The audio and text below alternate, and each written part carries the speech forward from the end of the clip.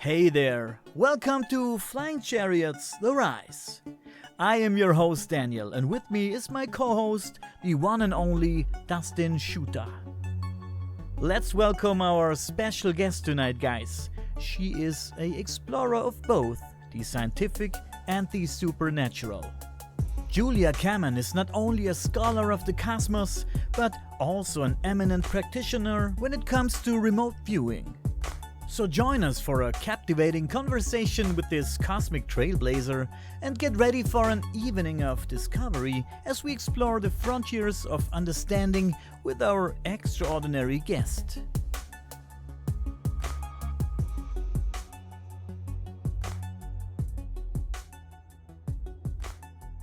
All right. Well, here with us is Julia. She's a remote viewer, UFO enthusiast, and she's very knowledgeable about ancient history and forbidden archaeology. Hey, can you tell us a little bit about yourself and where you grew up and how you got into this field? I grew up in Southern California. I grew up in Laguna Hills. It's like an equestrian area. Like there's Laguna Beach, and then it's like right above that. My family had a bakery. I come from like an Italian Sicilian family, like very hardworking, and my dad formulated this amazing bread, and the bakery like and restaurant and like the bakery grew and grew and grew, and it did really well. So I was exposed to like a lot of hard work and a lot of Italian stuff. But as for remote viewing, I think that for a long time, like I ran from like my gifts and abilities. It scared me, I ignored it, or I think I would try to numb certain parts. Like if it got too intense, I wanted to like not think about it. So, numb that part of me or ignore it or, um, so, and then in 2013, it like, I could no longer run from it. Like it was profound. I started having like some pretty profound visions and receiving advanced information. And I would research it because I would see it, I would write it down, like it was formulas, it was like ancient languages, like symbols. Some of them were ancient symbols that stopped being alchemical symbols that stopped being used in the 15th century.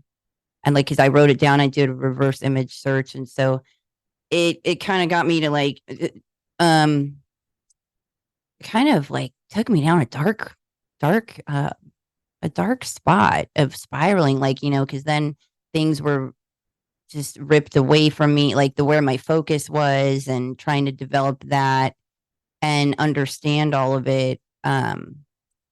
It took me through like a dark time, like as elevated as it was, and then I was really guided to, as weird as it sounds, I was guided to stare at very specific stars and like go into like a trance and receive data. And so that was a process of doing that and writing it down, because it sounds easy, or maybe it doesn't. Maybe it sounds weird. Like it's something I kept secret, like a hidden part of me.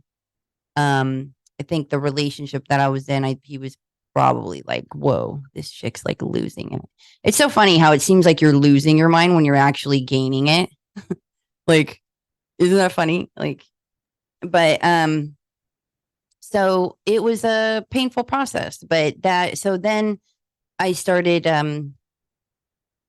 remote viewing and developing it. And I came up with my own system, my own protocol, and really spent a lot of time developing that. So For our listeners who may not be familiar with the concept of remote viewing, can you provide a brief explanation of? yeah, it's what? the psychic phenomenon of projecting your mind to receive information without like leaving your body. Mhm. And it's like extra sensory perception, like telepathy, astral projection, and it's known as telesthesia, and traveling clairvoyance. And there's clairvoyants who can perform this like psychically and without physically moving, like to a distant place where you could see objects and people and watch things as they happen, and sometimes like even hear or smell things, which is why like don't, like there'd be times it gets intense because I'll feel what the people in the room are feeling, and like completely. So it can be like overwhelming. But there's people that they say that it's like happening through the third eye that's in the pineal gland that's like allowing this, and that it's key to being able to do this. So the CIA had a psychic program using remote viewing, and they spent like $20 million in the defense budget, like focusing on this. So that's really telling. So they spent years of training it, and um, yeah, I think it was Stargate, like was one of the code names for the operatives. But I don't even like calling it remote viewing. Like I want to call it inner jeweling, like because we all have like that jewel, that third eye, and we need to access it by going inside and doing some things. So the government didn't develop this. We have these abilities, and it's within us, and they tried to manipulate it for their own advantage. So I wish more people would utilize it and develop it so you could change things, because like there's such thing as like remote influencing, and then the evidence of that, taking people that remote view and changing the stock market, like, but like if you could come together and influence things for the better, like imagine the stuff that you could do and change to really combat some of these agendas that are happening. Can you share a particularly interesting experience from one of your remote viewing sessions? Oh, can I share a particular experience? Yeah. Oh my gosh. Like, are you talking? There was this time that, or let me. This kind of explains how it works. It's kind of a TMI story, but so there was this guy. He wanted to know about his professional soccer career, and he wanted to. His grandfather played for like Paris Saint Germain, and he wanted to know about like his soccer career.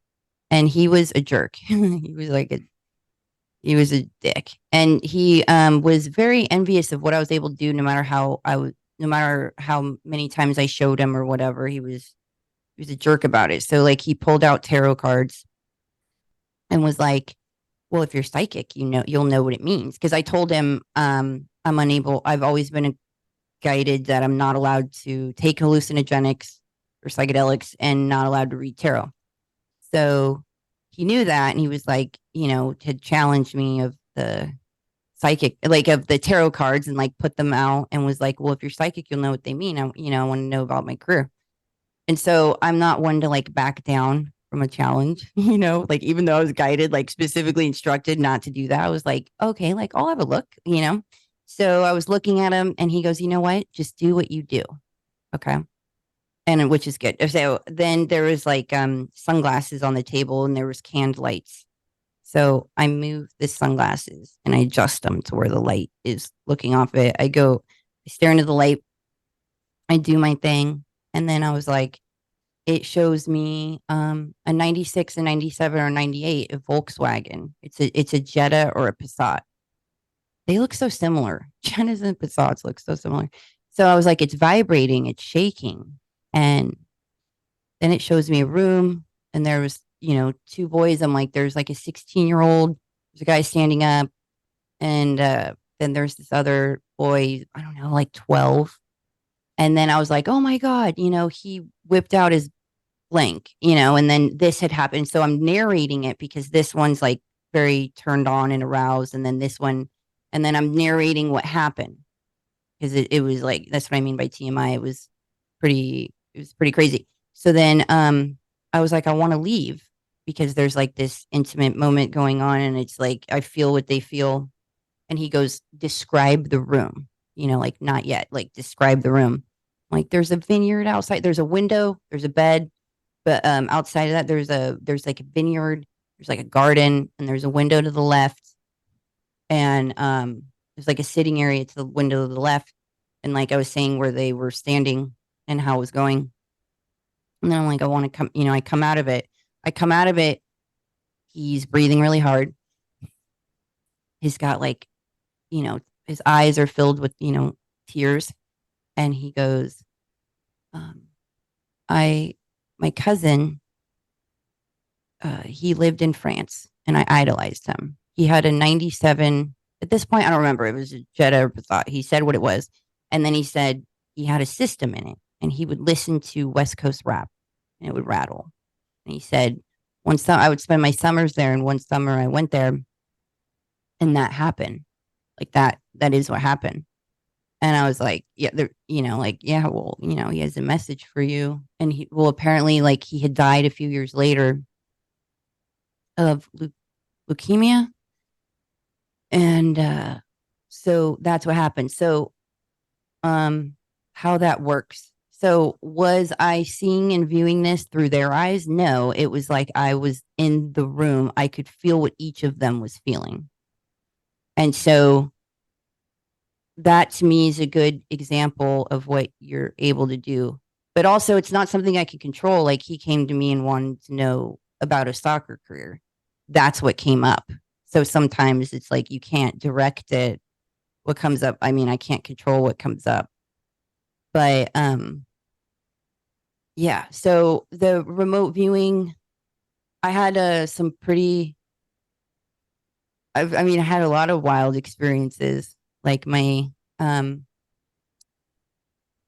what did you want to know? Like, For example, I've talked to other remote viewers and they told me stories about how they targeted, for example, other planets. Maybe for extraterrestrial life, they targeted Mars, the moon, and they told me stories about other planets in the yeah, about the it. moon is very fascinating. The moon got me to be really, but I liked focusing things here, like for underground here, this realm, like that. I like that, and deep within this place. The moon got me to be very, oh God, when you peek into something, it creates like a two-way street. Like sometimes it's like you got to be careful where you put your nose in this. Like this comes with a lot of responsibility, and you better know what the f you're doing, because if you think like there's so many layers to it, but the moon definitely got me to be hyper cautious and vigilant over like what you stick your nose into, because you feel it um like peeking into something, you felt eyes on you, of like opening yourself up to that. It's like, well, why did you look into that? But I found it very fascinating, that of the material that it's made off, the moon is made off of, and what I got from it was it's what is operating inside of it. It has to be breathable. Like, for example, these like, what is it, like crypto viewing, how they're like they have to be placed in like a fluid, like in these particular style boxes, and because of what it emits, it reminds me of like what's being emitted on the moon, of how that has to happen, of like, the cooling, the opening, because of what's inside of it, but yeah, I had an interesting experience when I went to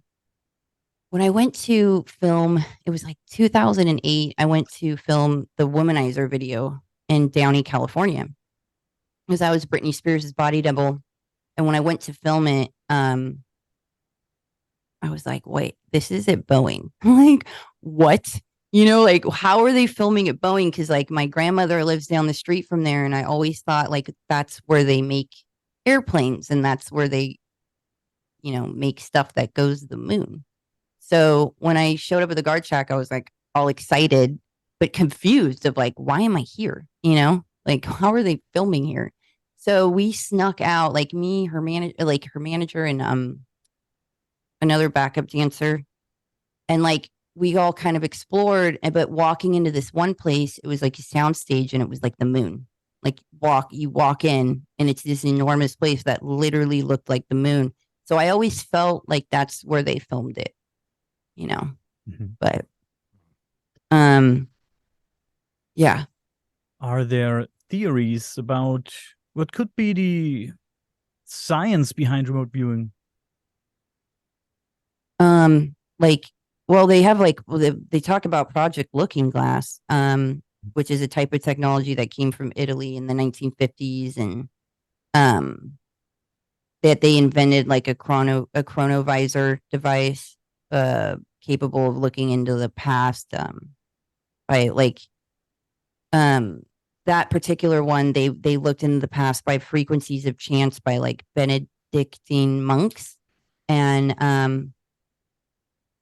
that it was turned over to the Vatican, who passed it along to the CIA, who continued to develop the technology through deep state, like black op budgets, like in the 60s and 70s.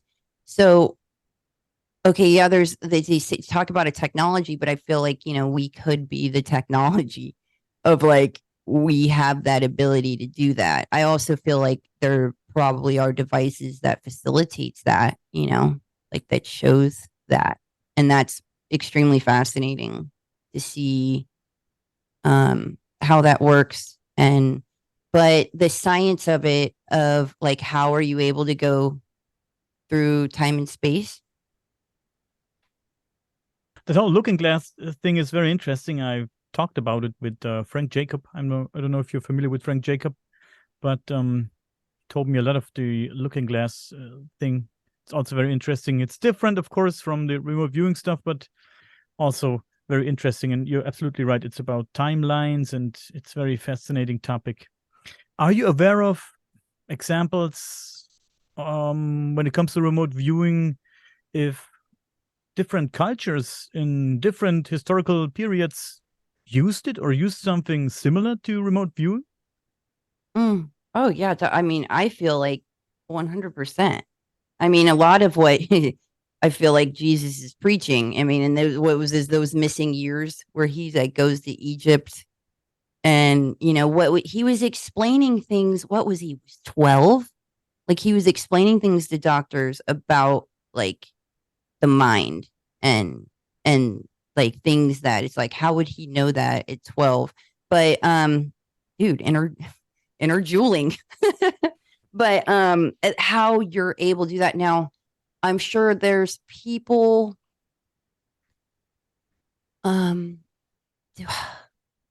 we have this access, but it gets convoluted, because it's like, how was I able to go back, and I mean, what year did that happen, in the 90s?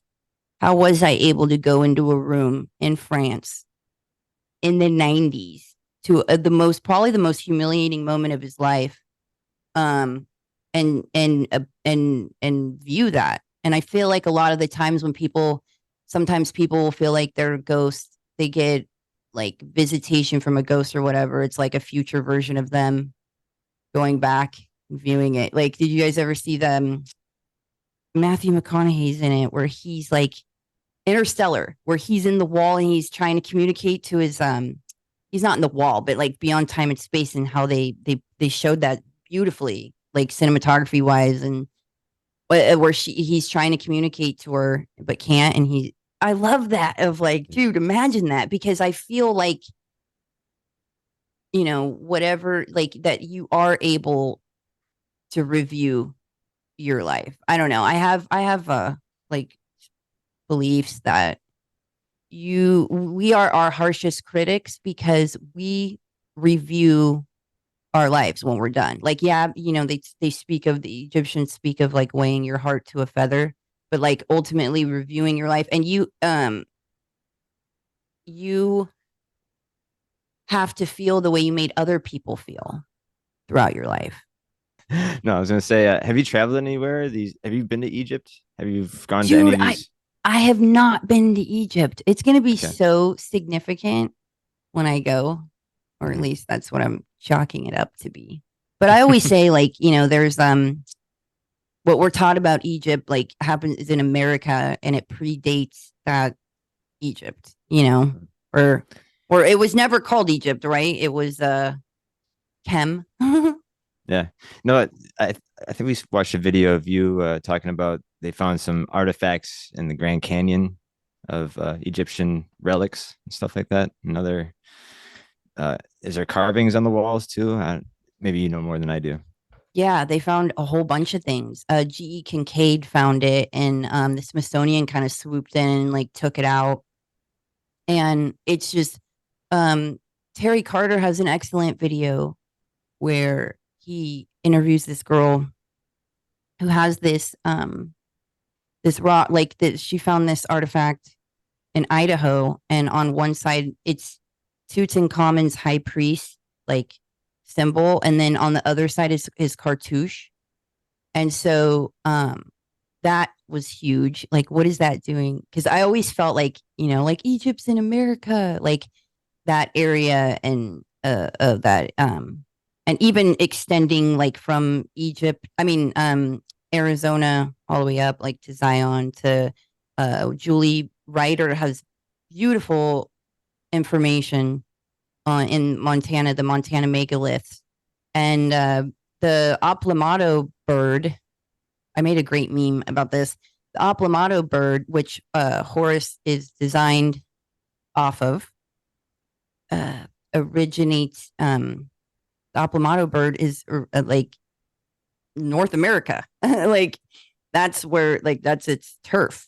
So the fact that it's designed off that, so sometimes these histories are filled with lies. So it's just to imagine a lot of these things that we're talking about Egypt, it happening in America, Yeah. because you know. Well, it's not too far fetched because Egyptians were sailing to Australia and trading with them and learning their knowledge and sharing knowledge. And there's hieroglyphics on some of the rocks in Australia.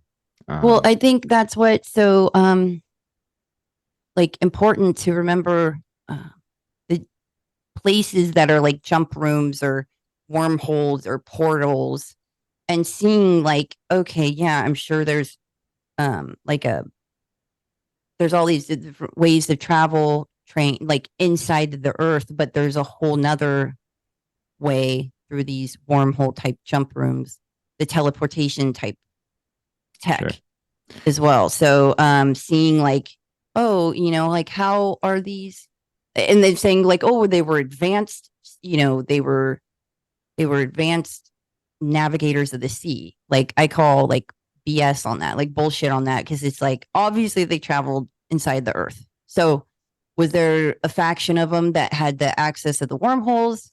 Or, like there's a magnet train. I pick up on a lot of different like underground subway type plate things all over the earth, like all over, where it was like that looks like an old like subway station, and like really fast trains that are beneath the surface.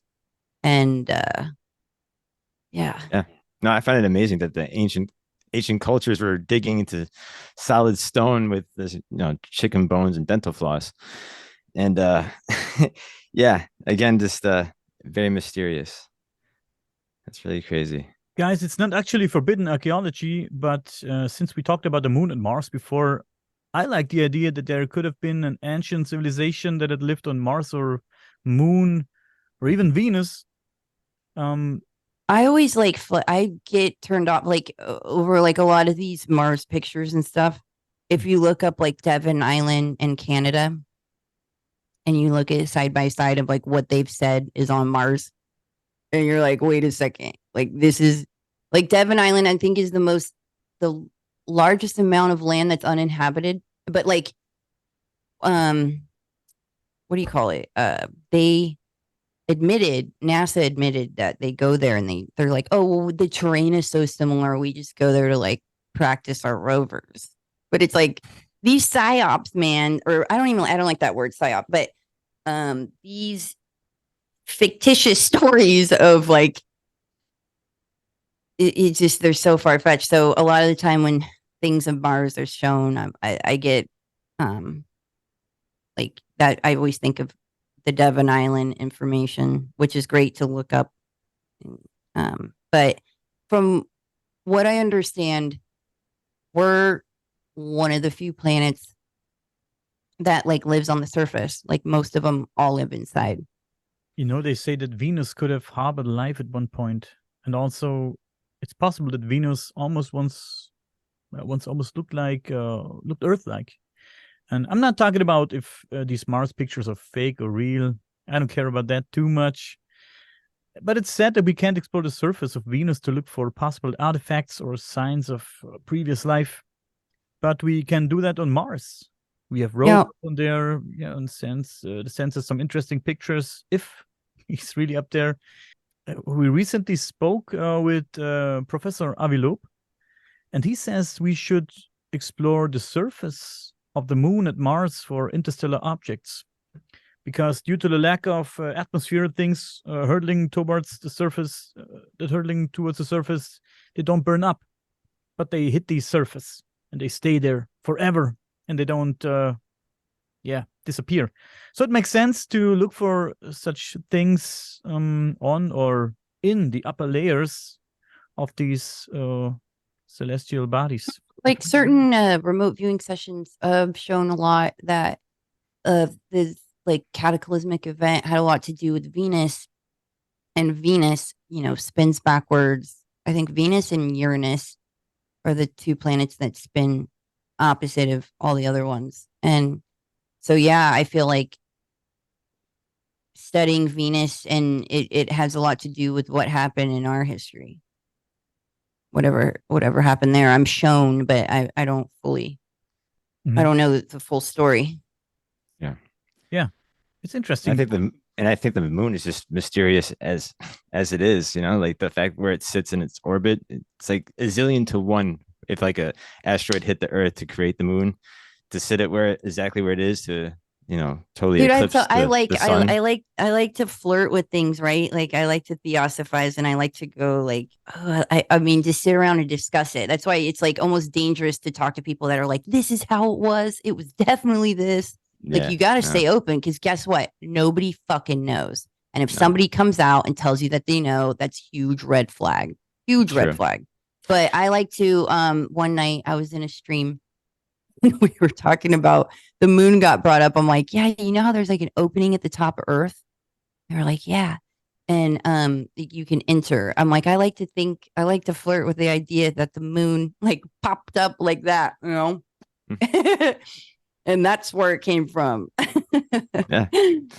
And again, there's ancient cultures that even talk about the moon was towed in one day. It wasn't there, and it was there. And it does have like a lot of effects what happens on Earth, like the ocean tides and other shit that happens. Yeah, I talk about that. I'm like, whatever, it emits things that affects the ocean. It affects salt water. Our bodies are so much of that, and so the fact that it could affect the tides, it's emitting this frequency that affects it. And so the fact that, and then it governs emotions, it governs what do you call it? The cycle. So how things are birthed, it's like because of the menstruation, and then and the fact that it's able to do that. And I kept, how to describe it is like, it used to be higher frequencies that like kept your cells harmonious and stuff, and it's almost like something was overtaken to like lower the frequencies or adjust it and emit this like frequency that has like a negative effect where you're discombobulated, you're not unified, and it's affecting everything. And I think that's where, like, when I remote view certain things, I'm under there, and sometimes I'll feel so amazing, especially at that spot in Romania where I felt like superhuman, where I didn't even care about looking around. I'm like, God, surface Earth, it's so bombarded with so many different things and waves and everything that it's like, oh my God, I forgot how like what it even feels like to thrive. Like, honestly, we're being bombarded here big time. Let's talk about something that I saw in a podcast that you did with these other guys. I already forgot the name again. Oh, Exertus and Crypto Alchemist, probably. You talked about artifacts that has been found in, I think, South America, as we spoke about it before we recorded.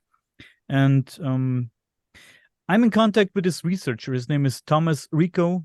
He's from Switzerland, and currently he's in South America. I don't know where exactly, but he found artifacts similar to those that you showed on this podcast. But I will It was provide you. found in Mexico by like Hidalgo, kind of Okay. by where Samus Monagich like went down and looked at some artifacts. Mhm. So he found a bunch. He didn't found them himself. He was provided with these artifacts by some guy. Um, he told me about them. They look very interesting, but something's fishy when I look at these artifacts. And Yes, dude, I you know what I know. And mean. I don't know. Yeah, there's times where I'm like, yeah, no, you're being hustled. They must be like moving a lot of fake ones out of there. Yeah. Um, I think there's a lot of fakers out there. They Oh, absolutely. produce this stuff on purpose and dig it up somewhere. I don't know how they do it or provide them. Now, Um, sorry, go continue. yeah. If you want, I can show you a few of these pictures. I can share the screen, and we Do it. can look at them together, and you can share your opinion on what we have here. So this is I took this from the interview I did with this guy, and this is one of the first objects he showed us. Looking almost like a, I don't know what to think about this one, but it's getting even more crazy when we look at this one. This one looks kind of like I don't know, a hovercraft boat or something like that. Cigar shape. It has these little windows and these bull's eyes here, or I don't know how you call it over there. Windows. We call it, on a boat, we call it bull's eyes. Strange artifacts, man. If those, How big is that? it's, I'm not sure. Behind this artifact, you can see books, so you can maybe compare it to the books a little bit. Is that supposed to be like a USO, like a sub? Could be. Yeah, there's no information about what it is out there, or there came no information along with it. But yeah, it is what it is. I don't know. They said it's very very old, but yeah, like I said, sounds a little bit and looks a little bit fishy to me. Here's another artifact. Hmm. It's a disc with engravings. We have this guy here with this strange It's got wings too. head or hat, holding something in his hands, like a box or a, I don't know, case, something like that. Yeah, he obviously has wings and and there's the other guy here kneeling in front of him, got his hands raised, and all these strange engravings here. Here's something like a comet on top, and a triangle, maybe a pirate, maybe a flying object. I don't know, but yeah, very strange, and one does not know what to think about it. Here's a little figure. As you can see, it's on his. Yeah, that guy from Alien Carvings, he had something similar to that. Yeah. Wow. It reminded me a lot of what I saw in your video. That's why I wanted to show it to you. And yeah, here's another one, another disc. This strange engravings. Here we have a guy holding something like a mask in his hand. Another face, and I think there's. Do I have the backside here? I don't know. I'm not sure, but yeah, you get the idea. It's very similar to the ones I have seen in your video, and like I said, I think it's a little bit fishy. Yeah, right. Controversial. I think there are man-made, not too long ago. The guy who showed you these artifacts, did he talk about what he paid for it or what they cost if you want to buy one? I think this could be a good way to make a little bit of money. Yeah, that's where it's like, yeah, he was saying that he got into it to discredit it. Like he got in, was like, yeah, man, this is bullshit.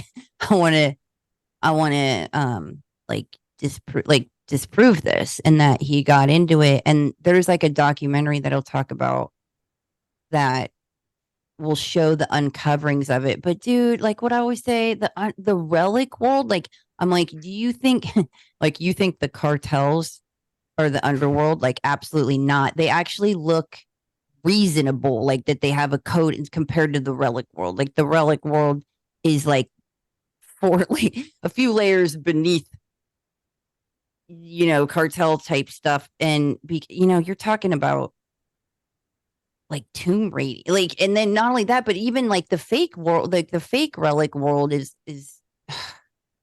I don't know, man. I'm like, just be careful, like what, because he does resell things, and I'm just such aware of like spiritual consequences of things, you know.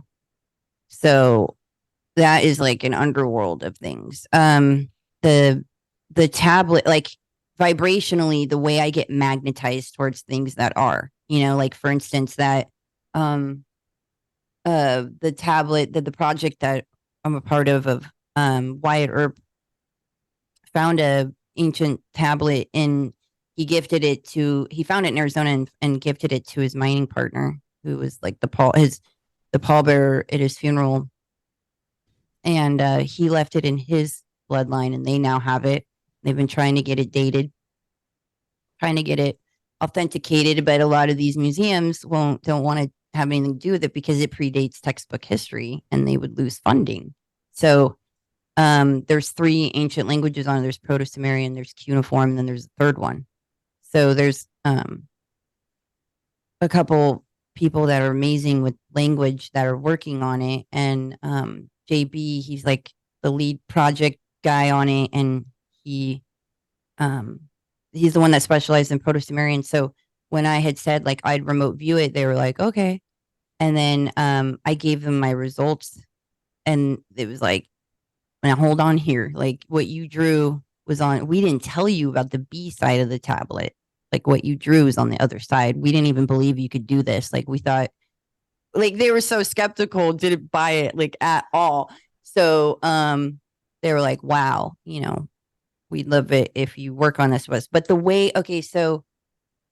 the way that I feel about it, and the things that are on it, there's a guy in a fish suit. It could be Owanis or Inky, and there's this woman with an elongated skull, and it's tiny. But the way that I feel vibrationally when I look at that, like, is telling. When I see a lot of these alien artifacts like that, I'm like, I just don't vibe with it at all. Most of them. He did have some things that I believe were real, but most of them, it didn't check out for me. But the way that, I mean, that's what we're going to need in these days coming, is discernment. And the more that we plug into AI or tech, like the more important it is to be able to have that God source connection, and that discernment, and that connection to spirit, because we're going to need it. Like they say, Atlantis like destroyed itself because they superseded itself technologically than spiritually, or they just started to not care, like, or they were like adept spiritually and then, switch focus. But I guess one would say, like, if you were really touched and connected spiritually, you wouldn't have done that. But anyways. Yeah. But there's other artifacts that are very interesting, like the Antikythera mechanism. Sure, you heard about it. It's a ancient device found in Greek, considered as an early analog computer. I don't know if you heard about it. I have no picture here, unfortunately. Or maybe you heard about the Baghdad battery. So those are, let's say, jars of clay. They are provided with copper and some iron components. And orange juice or something, citrus. Yeah. People say maybe these people back then had a basic understanding of how electricity works. So, yeah, maybe these are the real deal. Interesting. Or, another one is the Bet spear. That one's another good one from 1974. Where this family, I don't know if you heard about this. There's a fire on their property, and after the fire went out, they went out to the property to see what damage there was, and they found this metallic sphere just chilling there. Actually, I have a picture of it. Look it up. Maybe you have a picture. There it is. Yeah. So this guy, they had it in their house for a while, and this guy started playing his guitar near it, and it started to get this like reaction where like the ball started vibrating, And he's like, "Whoa, what the hell?" And then he found out that this ball would follow him around the house. And like J. Ellen Hynek and other UFO researchers went and visited this family. And yeah, just were blown away that this thing had its own mind. It had its own little. It seemed like it didn't want to leave this family. It'd follow him around the house, or it'd go up um, across the table and wouldn't fall off the edge, or just like stop right before it would fall off. Weird properties. And I found they did some X-rays too, and they found there was like 3 other smaller spheres inside of this thing. So I guess this family wanted to get more answers, and they gave it up to the fucking government. The government never gave it back to them, and like this never gave him any answers either. So it's just like, fucking, why didn't you just fucking hold on to that fucking thing and keep it for the other UFO researchers and other people who are legit? Julia, before we come to an end here, you might want to share all your informations about where we can find you and upcoming projects, stuff like that, with the listeners and viewers. Okay. My website is Julia Kamman, JuliaKamman. My YouTube channel is Julia Kamman. I just started it. So come join me on there. My Instagram is Halle Julia's, which everybody says Haley Julia's, but it means like hallelujah. Like instead of hallelujah, it's Halle Julia's. Nobody gets it, man. And maybe I should just like let it go. But yeah, HALLEJULIAS. And what do I have upcoming? I'm gonna be like speaking engagement wise, I have a conference in April in LA, right by LAX at the Sonesta Hotel. That's the alien event. And yeah, I will be there April. I think it's April 16th. I don't know, look it up. But I hope to, if you're in the area, I hope you come out and come meet me. That would be great. So yeah, thank you guys for having me on. Yeah, no, thank you. That was awesome. Yeah. We'll definitely have to have you back. Please stay with us for 2 more minutes, okay? Okay, you got it.